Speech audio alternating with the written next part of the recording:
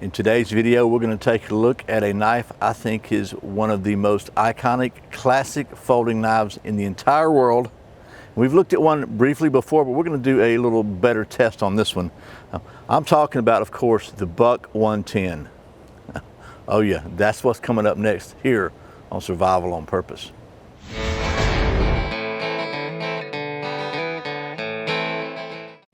Welcome back to Survival on Purpose, your home for trustworthy information and gear reviews related to camping, survival, and general preparedness for regular folks. My name's Brian. Thanks for joining me here on a very muggy, sharp Saturday, and we're here at the mosquito testing grounds at Survival on Purpose Worldwide headquarters. I put out some things. I don't know if you can't really see them hanging anywhere, but I bought these things online that are supposed to be natural mosquito slayers, and basically they create carbon dioxide. Somehow mosquitoes go in there and eat them and they blow up. I don't know. So far the mosquitoes are winning, but anyway, I digress. So as I said, in this video we're going to take a look at the Buck 110, which is, I think, in my mind, one of the most iconic classic folding knives ever. A few years ago, we took a look at the 50th anniversary Buck 110 here on the channel, and that was a 50th anniversary kind of special edition, so I didn't really do the full test on that one. We're going to get a little more knife stuffy with this one in just a minute, but first we'll talk about the specs, and we'll talk about, you know, why I think this is such a cool knife, and then we'll get to doing some of that nice stuff. But as always, got to give a big thanks to the folks at Big Daddy Unlimited for making these sharp Saturday videos possible. And the way that works is that if you join Big Daddy Unlimited for 99 cents for your initial 30-day trial period at survivalonpurpose.com/BDU, and you like it and you think it's a good deal and they save you money and you stick around and actually pay their regular membership fee of $10 a month or $100 a year, then they'll throw me a couple of bucks for introducing you. So if it's a good deal for you, it's a good deal for me, and if not, it's not. So I think that's a good way of doing things. Anyway, that's Big Daddy Unlimited, survivalonpurpose.com/BDU. Thanks to those guys for making these sharp Saturdays possible, because I actually bought this knife. Buck didn't send it to me, and the deal with Big Daddy Unlimited and you allows me to do stuff like that. So anyway, there's that. Let's go ahead and quit rambling, take this thing down to the old stump top and get to doing some of that knife stuff. You want to? Okay, here is the classic Buck 110.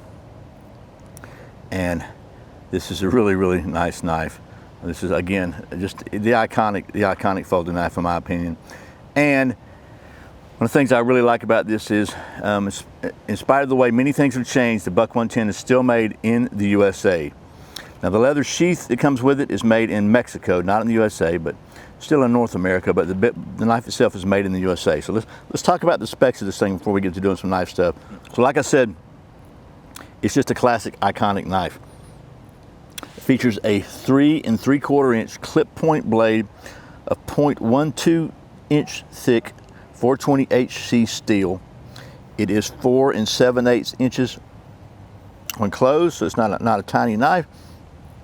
Weighs 7.2 ounces, and it features genuine Crelly cam. I'm not sure what that means, but it's genuine ebony wood handles, and I thought it was pretty cool. They actually sourced this wood in partnership with the folks at Taylor Guitars, because Bob Taylor and Taylor Guitars have been instrumental in the past couple of decades in sourcing sustainable tone woods, and ebony is the tone wood used on guitar fretboards. So that's pretty cool. I've got a couple of Taylor guitars with ebony fretboards, so that's pretty nice too. And brass bolsters. It's a classic lockback design. Comes with a leather sheath, made in the USA, with Buck's forever warranty, and the street price on this knife is around $60. So there's that. So that being said, like every Buck knife I've ever checked out, had an excellent edge on it.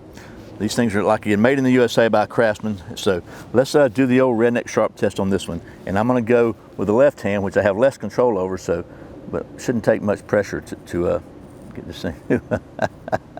And I like to try every part of the blade. So every little bit part, man, this shaving, like, wow, look at that. I mean, it's just no pressure, it's just shaving. Okay, so it passes the redneck sharp test without a doubt. It's a folding knife, so really, typically you shouldn't baton with a folding knife, but you know what? Let's do something kind of a little bit crazy here. So I got this one here, kind of a half piece already, not too big. But I think if you break the hinge on it, so you're not putting a lot of pressure on the hinge,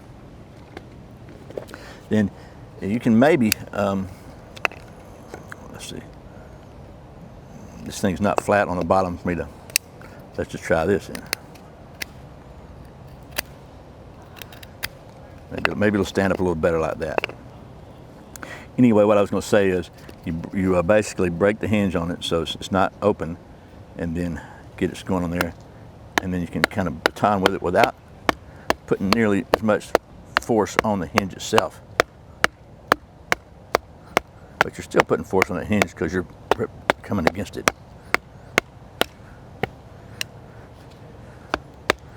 So we'll lock the hinge open, and there it goes.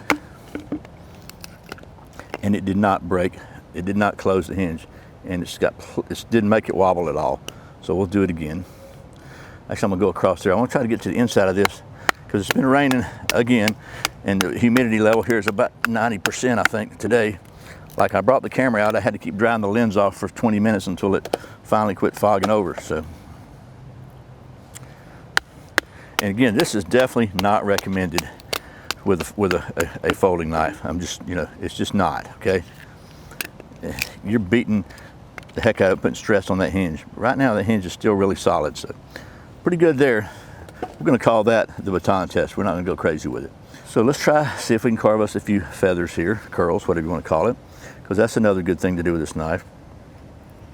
And this is really shaped more as clip point, more of kind of a hunting knife. Maybe good, skinning knife, something like that. But I can tell you, for me, it's just a good all-around knife. There's a show that used to be on Netflix, I think, called Longmire. I don't know if you might have seen Longmire, but if you did, it's a pretty decent show. It's kind of a modern cowboy western or crime sheriff show, I don't know. But there's one scene in there where he's fighting a guy, and at the end of it, I think he uses a buck 110, or it sure looks like a buck 110, to prevail. So multi-use knife for sure. One thing it can't do is like get all these mosquitoes that are wearing me out here, because there's a bunch of them out here. So let's see if I can just go ahead and get some little fine curls on here, because you know what the next step is, right?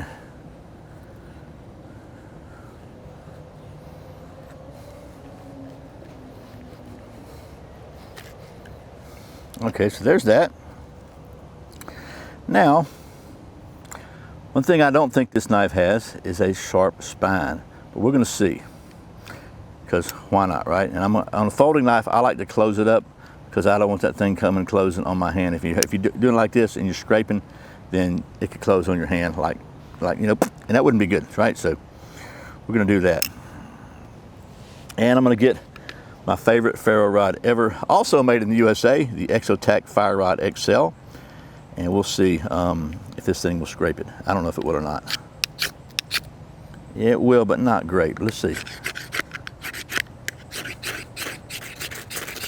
Okay, better than I thought. Of course, this is a really good fire rod too, ferro rod.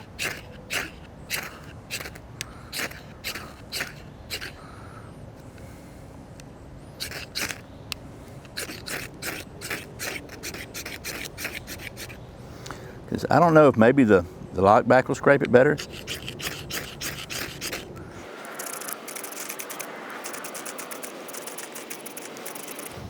Okay.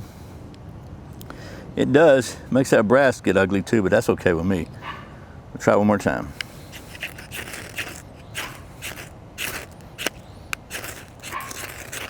And it might just be too wet. So let's try something else. You know where we're going with this. So if we just carve off a little fat wood here like so. Actually, what I'm going to do is I'm going to carve a little bit like this, where I can try to scrape some. Oh man.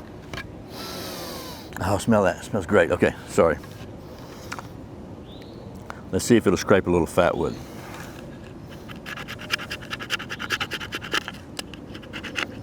And not really.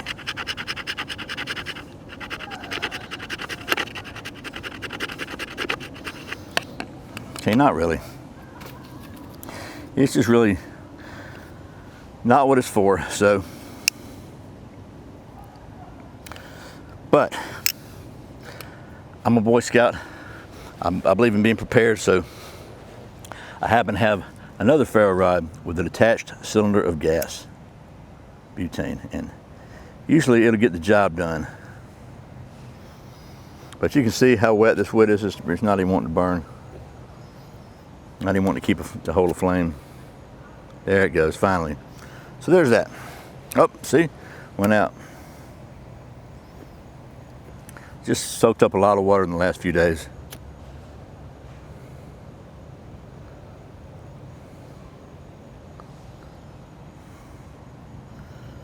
Man, yeah.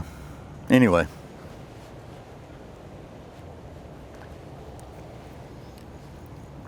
That's the buck 110. Now, might be worth just checking the redneck sharpness again, since after we've done some cutting with it. And I think it's going to be just fine. Okay. Yeah, she's still sharp, so. There you go. What we're not going to do is balance test this because it is a folding knife. But okay, well, that was some knife stuff with the buck 110. And I'm not really surprised that it did not strike a ferro rod very well or scrape very well, because it just doesn't have that really sharp spine. Again, that could be easily remedied with a file in about 3 minutes or 30 seconds or something, you know. I'll just sharpen that up just a little bit, and then it would be complete, I think. But that's just something that wasn't on the original, and this is kind of classic, true to the original. But I'm telling you, this is a really good, full-size, super strong folding knife. And what I think is cool about it is we did not crazy batoning, but you know, the kind of batoning I think is reasonable. And with a folding knife, which I very rarely do, and it held up really well. So anyway, that's the buck 110.